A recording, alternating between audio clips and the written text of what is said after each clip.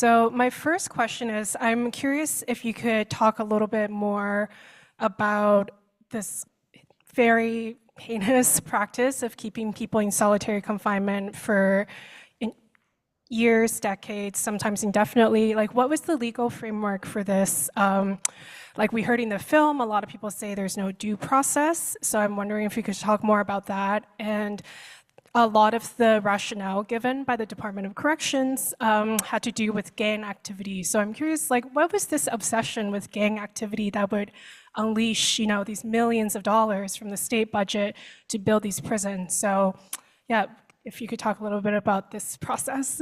Yeah, great question. First of all, thank you so much for having me. Thank you for having our film. Thank you for watching it. We know it's a dense film. We know it's quite a journey you just went on, and we super appreciate it. Wish I could be there in person, but really happy to be joining you this way. And my name is Lucas. I'm one of two director and producers, along with JoeBill Muñoz. This film has been a labor of love for many years, and it's been such a pleasure to bring it to audiences. So yeah, to answer your question, yes, it was essentially an extra legal system in the sense that it was kind of completely within the prison system with very little oversight from the media, from the legislature. And there were essentially two ways someone could end up in solitary confinement. And neither, I should mention, have to do with your commitment crime for the reason you went to prison in the first place. One was you break a rule in prison, and that gave you a set time in solitary, whether that's a number of months or a number of years. There was this entirely parallel system, which we go into in the film, in which you just mentioned, of prison gang validation, which is essentially a label. So if the prison system attaches this label to you, it's nearly impossible to escape, and that's the justification for holding you in solitary confinement indefinitely, which is how we got years and decades long sentences. And of course, it's very racist. If you're a Latino prisoner, as we saw with Michael Saavedra in the film, you have Mayan or Aztec imagery, you're exploring your indigenous heritage, your cultural identity. That's a sign that you are a member of a Latino prison gang. If you're Black, as Shane Bauer explained in the film, and you have political literature relating to George Jackson or other African liberation politics, Black liberation politics, um, you are deemed a member of a Black prison gang. And so the system developed over the years and over the decades where you could be any type of association could validate you as an associate. You say hi to the wrong person, you have the wrong thing in your possession. Um, and it became ripe for abuse, ripe for abuse. And these folks were disappeared from society until the hunger strike. So it was a call for society at large to reaffirm their humanity and remember them in these conditions that they were living in. Thank you. Yeah, and that really speaks to even before people are in solitary confinement, the prison seeks to segregate them from each other. And when they break that, that's when they get sent into these shoes. So, I mean, that makes it even more remarkable what was able to happen. And I'm curious to hear a little bit more about what we maybe didn't see around the organizing. So, like, what was the surveillance inside these prisons, and how were the prisoners able to get bypass them? And I was really struck by the footage of the negotiation. So I was wondering if you could talk a little bit about that and who were these like spokespeople, how were they selected, and just that whole process. Yeah, we were struck by that too. We had known about these meetings for years. We didn't know that they were on tape and we didn't know we would get our hands on them.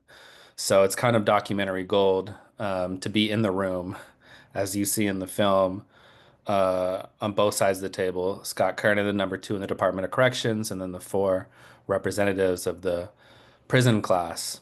Um, California is historically racially segregated.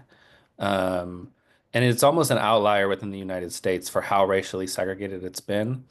Folks will be like, did the Civil Rights Act ever pass in California? Um, and it's gotten better, but over the decades, there were four main groups in the California prison system: Black, white, Mexican American from Northern California, Mexican American from Southern California.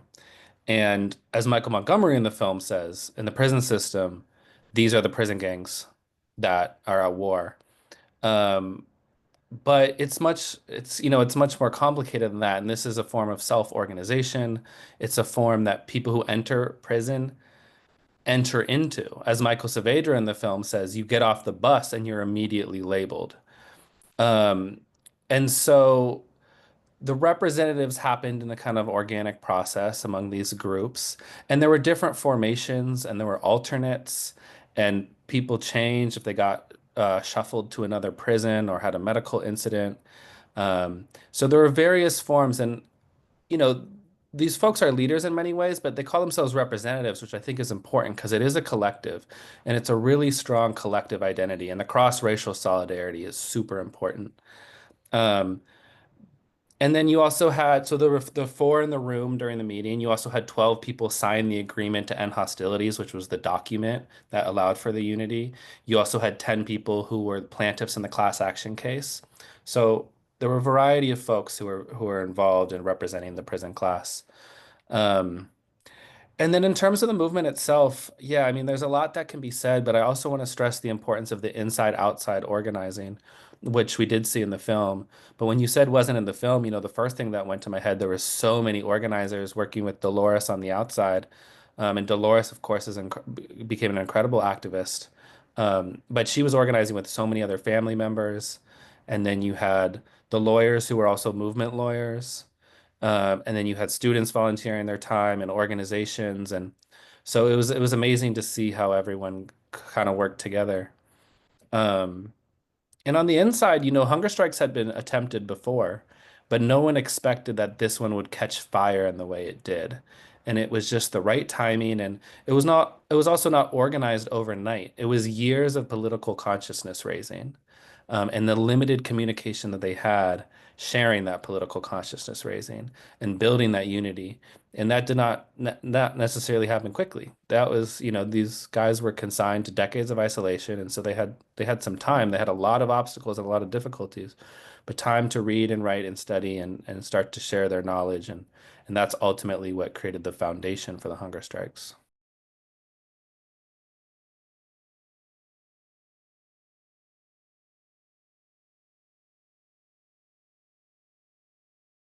But got to spend a lot of time with the family members who became the voices of their loved ones on the inside. And then honestly, the filmmaking process is arduous and fundraising is arduous. It was taking so long that some of the hunger strikers were finally getting released from prison, which again was not a guarantee at the beginning of this process.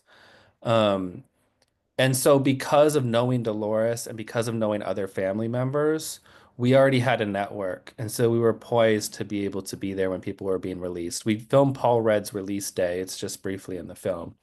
But other folks we were able to connect to when they got released, let them know the history of our reporting, of our relationship building, who we had already connected to, the time dedicated to the process.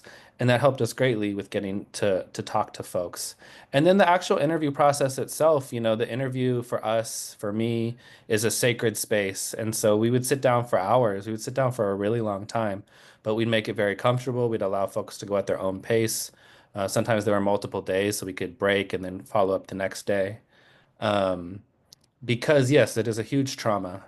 But also folks we found appreciated getting to process it in a safe space. Because, that had happened in various ways, but not fully and not in this way. Um,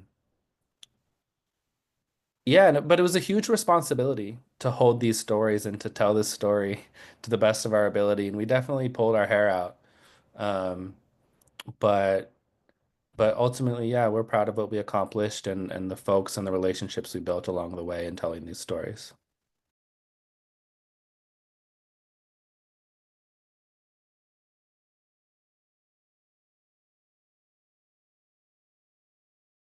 What is so profound about some of these individuals in this film is not just how resilient they were to survive solitary confinement alone, decades, but the resilience and the persistence in the movement building itself and the consciousness. So I talked earlier about the consciousness raising. Some folks, had a had a change of mind and were teaching themselves. Other folks have been saying the same thing for decades. And I think of Paul Rudd, who's in the film. The film is actually dedicated to him. He tragically passed away a few years after being released from prison. Um, and another thing we weren't able to include in the film, but he was testifying to the government in the 80s, shortly after he was incarcerated, saying the same things he ended up saying during the 2013 hunger strike. And so the fortitude he had to maintain his message in a situation that he knew was unjust all those years, never knowing when it would catch fire and it would become significant enough to finally change the system, he still persevered. So I think there's something to be learned from that. Because in 2011 and 2013, like I said, folks did not expect it to become 30,000 people, 1 in 4 people incarcerated in California. That was not predictable. As Farouk says in the film, like, sure, we can try this, but it's definitely not going to work. So there's some blind faith. But I think there's just like deep faith in the human spirit and deep faith in collective solidarity. That's what I gained from this story. Um, and so the first hunger strike was 6,000 people. That was also pretty much unprecedented. And then so the momentum just built from there. And then we had folks like Dolores on the outside, who again is just moving from a heart space. Because there are incredible organizations and others working on the film who weren't able to be in the film, but Dolores is kind of the heart and soul in various ways. So I think that's another part of the snowball. And that's what's unstoppable when you're coming from like a heart and soulful space.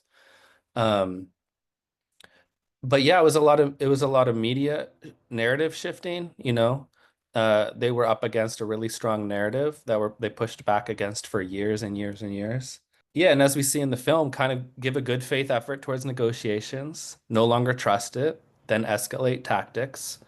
So I think there's a lot to be learned about effective social movements in this story as well, which we all need now more than ever.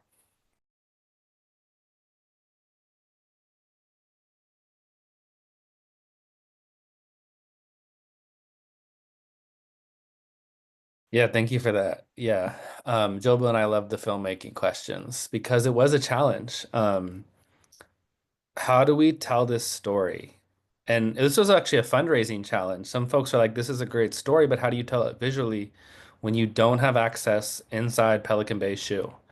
Um, and I will say, I always knew that we could, but it was a journey to figure out exactly how. Many years ago, we experimented with animation, just wasn't quite working. Um, and then ultimately, yes, we did the recreations and we did them at the 11th hour. We did them very late in the process.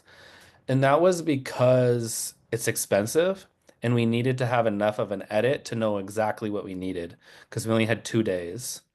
Um, and it was actually, this is an independent film. So it was our JoeBill and I's first time doing it. But we worked with an amazing team and we had archival footage from inside Pelican Bay show. So we had photos and video, and it was important to build the cell true to life. And we were just very pleased with the crew. They did like an incredible job. Um, did any of the film protagonists attend? No, but that was just due to logistical reasons. Because it was so late in the process, we had already done our interviews. And Jack, actually, I remember calling Jack on set, like asking him questions about various things. So we did our very best to make it as true to life to their experiences and their stories. We cast folks that evoked them. We never wanted it to feel like a full-on recreation. We wanted to be a little stylistic. Um, and yeah, we spent 2 days making that happen. And also huge shout out to our editor, Daniela Quiros, who really tactfully cut between that and the archival footage from the inside. Um, and yeah, it was actually a fun creative process that allowed us to fill in the final gaps that we needed to. We always knew we were gonna not show faces or at least have them be blurry. So it was a challenge, but we had an amazing DP. And I will say at the very end of the process, we did gain access to Pelican Bay to film in the empty cells. That was even after the recreation. So a lot of that came together at the very end.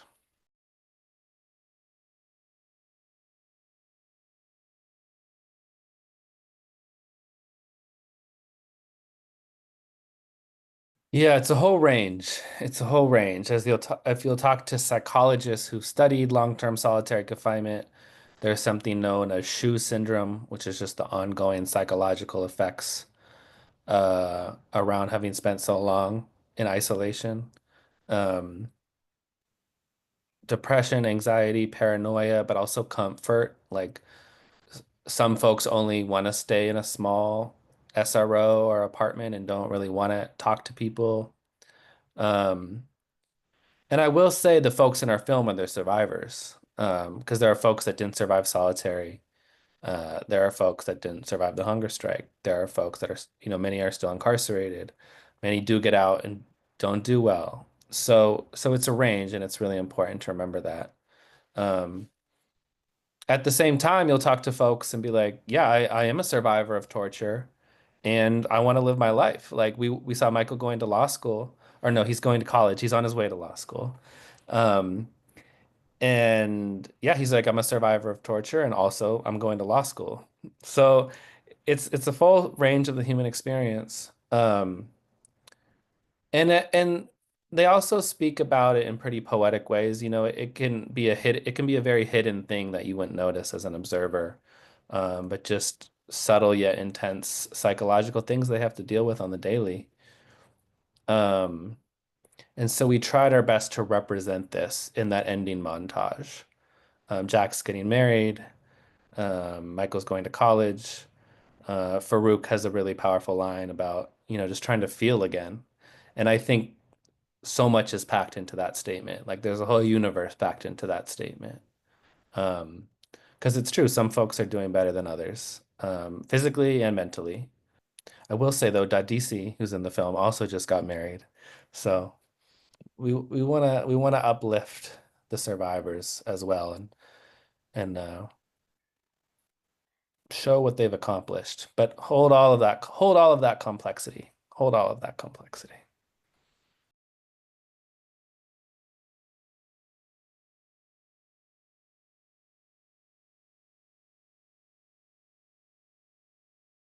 Thank you. Thank you. Yes. So it is JoeBill and I's first feature film as documentary directors. We work in documentary film. We're trained journalists. We've directed shorts and we've produced and been on documentary teams for other features. But this is our first in a directorial capacity. So I appreciate that. Thank you. Um, And, for me, since conception, I've been working on this film now 12 years. Of course, that's not full time, but it has been the thing I've been primarily dedicated to. Um, so, what am I or what are we working on next? Still figuring that out, but one, we're running a robust impact campaign right now because we're witnessing the power that these screenings have. And so we are spending some time bringing it to as many community organizations, film organizations, colleges and universities, as well as prisons as possible. And that's very meaningful work, especially after we were tearing our hair out in the edit to be able to really catalyze these really profound conversations. We were just screening in Southern California as well, where so many folks, many are formerly incarcerated, who are now in college, who attribute their ability to even be in college to the hunger strikes because of the way it first opened up programming inside the prison system and then allowed for folks to get out and continue their education on the outside. So that's really where we're focused because there's a lot of momentum there, and we always knew that, but I think it's exceeded even what we've expected. Um, and then, yeah, I have my ear to the ground on a lot of things. We were talking about they're trying to double the the number of immigration prisons in the United States right now, which is very horrific.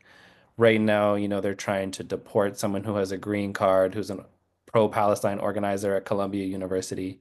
Um, that's not to say I'm working on films about these things, but I'm kind of in that research phase, keeping my ear to the ground, keeping my eye out, um, to figure out what's next.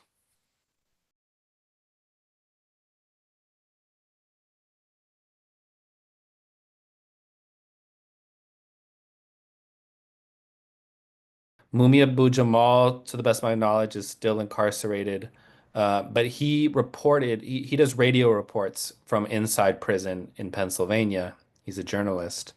He reported on the hunger strikes while they were happening through his radio work. Um, and yes, there were solidarity protests all over the country, and as we saw in the film, in the world. Um, I don't have a comprehensive list, but we always learn about more. We just had a moderator at a screening who told us that they were on solidarity hunger strikes in a Mississippi prison at the time. Um, so yes.